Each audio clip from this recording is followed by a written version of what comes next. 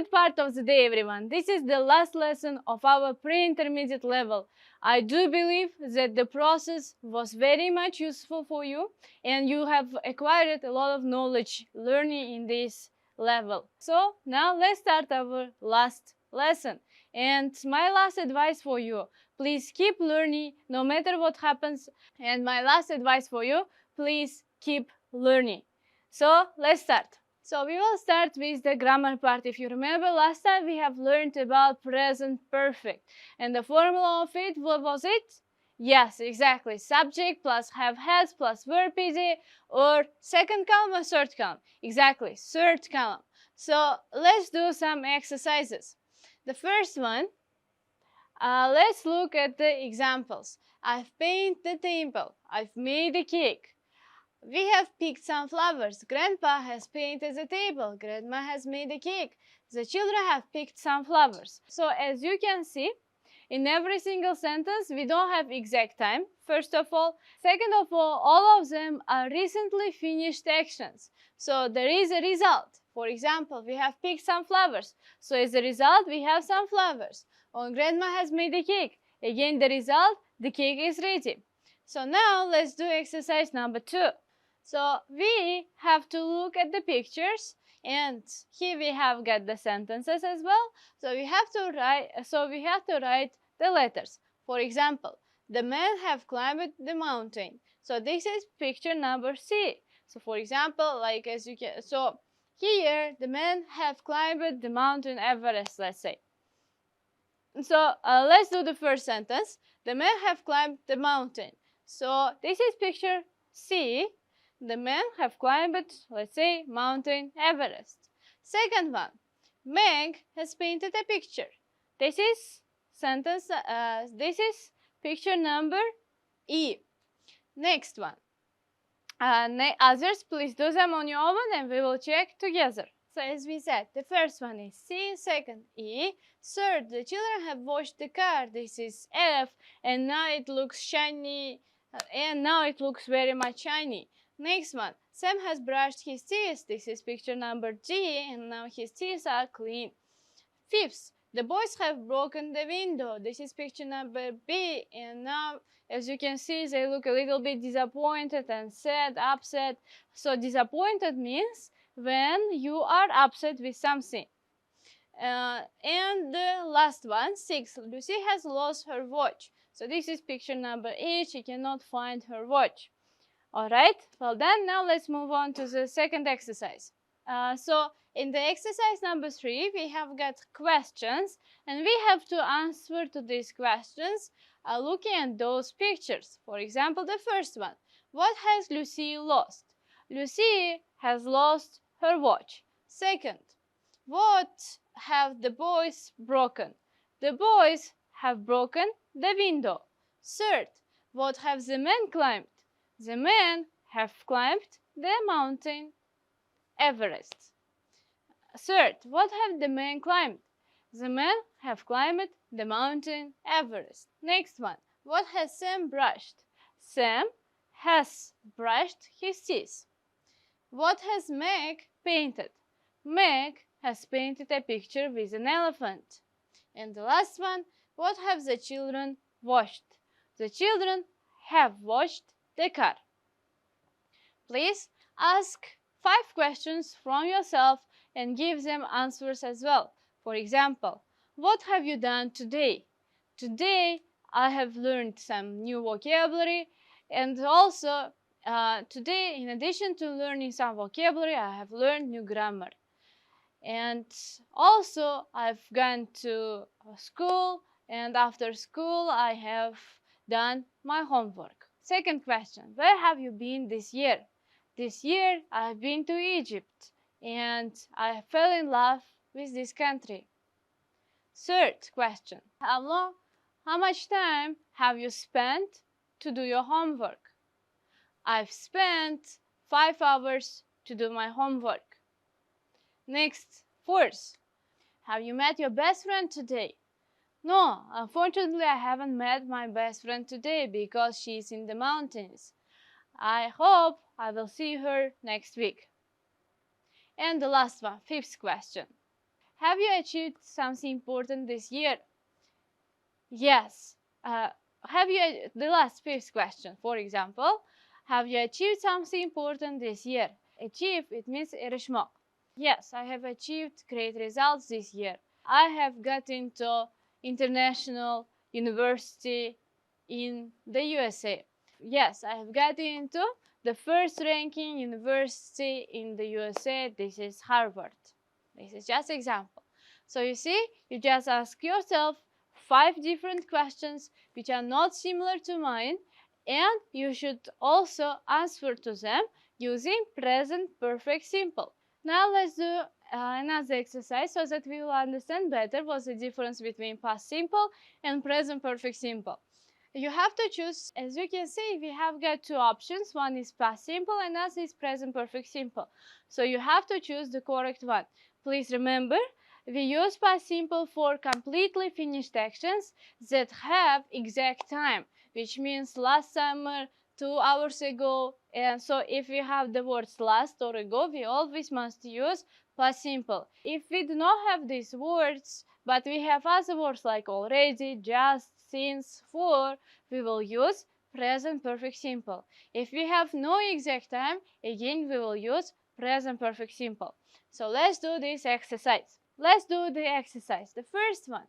As you can see, here we have got the word last Monday, which means we have to use here past simple. I didn't see you at the meeting last Monday. Please now pause the video and do the rest of the sentences by yourself. Alright, so let's do. Alright, let's check our answers. The first one we have already done. I didn't see. Second, Joel has had a lot of interesting jobs in his life. Joe is still alive. Ko'rib turganingizdek, Joe haliyam tirik. That's why we will use has had. But suppose Joe was dead. Then we would use had. Lekin aytaylik, Joe o'lgan bo'lsa, biz hadni ishlatamiz because his action has already completely stopped. Chunki uning hayoti butunlay tugadi and there is no connection between past and present. Va bu yerda hech qanaqa bog'lik yo'q between past and present. Understand? Good job. So, third, he has known his best friend since 1990. So, in 1990, they met and they still know each other. That's why we will use has known. There is a connection between past and present. Fourth, next one. Fourth, Dana called me an hour ago. As you can see, here we have got the word ago. With ago, we always must use past simple. Fifth, I've never gone skiing, which means I have never done this in my life. I don't have such kind of experience. Menda bunaqa tajriba yo'q. That's why we will use present perfect. My parents have lived in the same house for 30 years. So as you can see, here we have got the word for, and they still live there, which means there is still connection between past and present. Seventh, did you like the movie we saw yesterday? Yesterday is already finished action, that's why we will use past simple. Eighth, the first man walked on the moon in 1969. So again, this is already done action, completed action. And do you remember what was his name? Exactly, his name was Neil Armstrong. Next one, Richard hasn't met the new teacher yet. Here we have got the word yet, which is the keyword of present perfect. Richard o'zini ustozni hali uchratmadi. As you remember, I hope you remember, yet we use only in negative and question sentences. Do not forget this one. And the last sentence, they didn't visit Martha when they visited Los Angeles last summer. Again, we have got here the word last summer. That's why we will use past simple. So based on this example, I hope you have understood what is the difference between past simple and present perfect. So we are continuing with the golden mans of Chappy Chappy. This is part number 5. Where are Alfie's sandwiches? So let's read together. There you are, children. Where did you go? Hello, Miss Carey. We went on a journey into space. Excellent. Excellent. This is synonym of brilliant. Perfect. It means juda ham zo'r. Who are these people, Miss Carey? These are the Sami people. I know about them. They kept reindeer. That's right, they use the reindeer for everything. Did they eat reindeer? Yes. That woman has put reindeer meat in her pot. Now she is cooking it over the fire. So she has put into the pot. So this is the pot. Pot, it means qozon. I'm hungry. I've got some sandwiches in my bag. Are they reindeer sandwiches? They might be. Wait a minute. This isn't my bag. Yes, it is. No, it isn't. Look what's inside. A coat, a hat, some sunglasses, a bird. I know what has happened. The thief has taken your bag and you've got his. So they have exchanged the bags. Exchange, it means almashtirishdi. Quick, we must find him. So as you can see, the thief has taken Alfie's bag and Alfie has taken thief's bag. So they exchanged their bags. And now let's see what has happened next. So this is the last part of this golden mask of Chappy Chappy, and this is about the Egyptian room. So they now look a little bit disappointed because they think that they will never find him. So we'll never find the thief now. This is the last room in the museum. He might be here somewhere.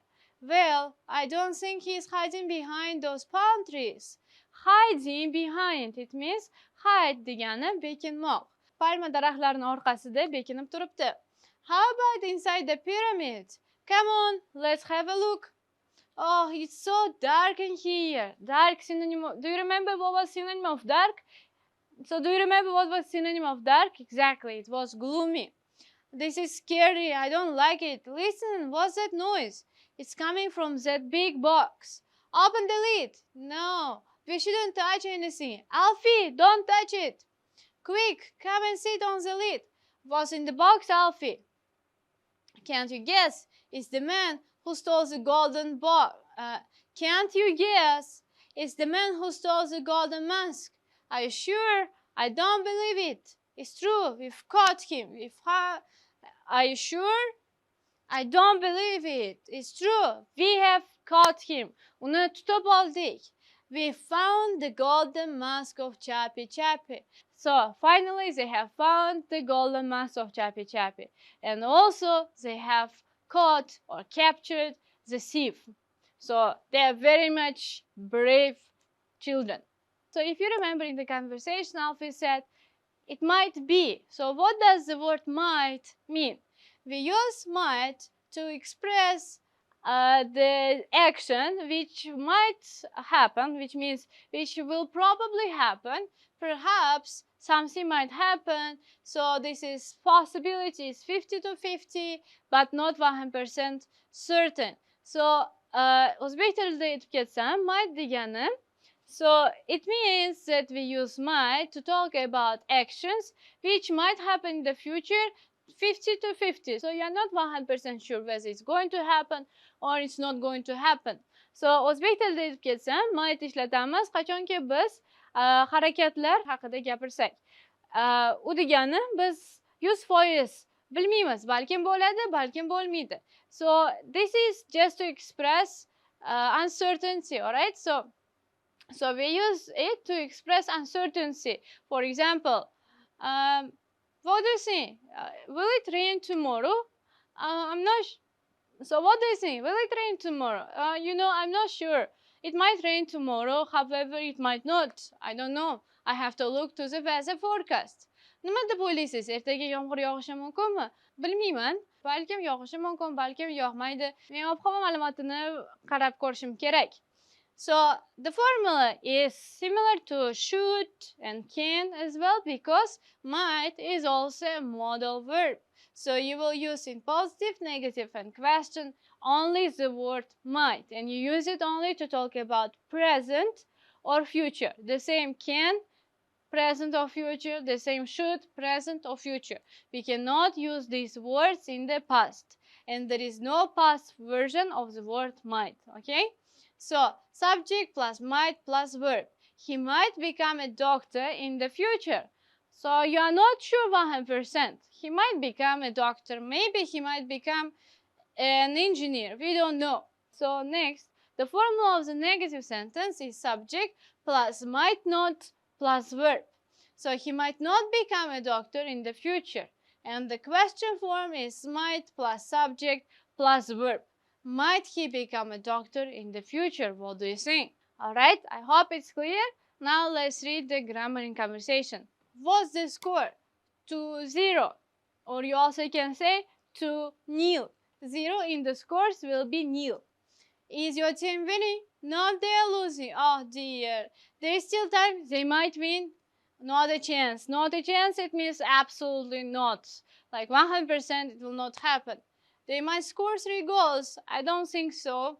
Oh, the referee is blowing his whistle. It's all over. Well, they might win the next match and they might not. So she doesn't really believe in his team. However, he has a hope that his team will still win.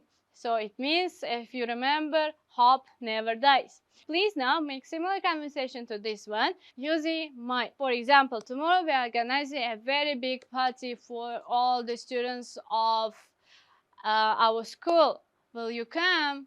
I might come, but I'm not sure because tomorrow is my grandmother's birthday as well, and I have to be there. However, I might ask my parents for permission.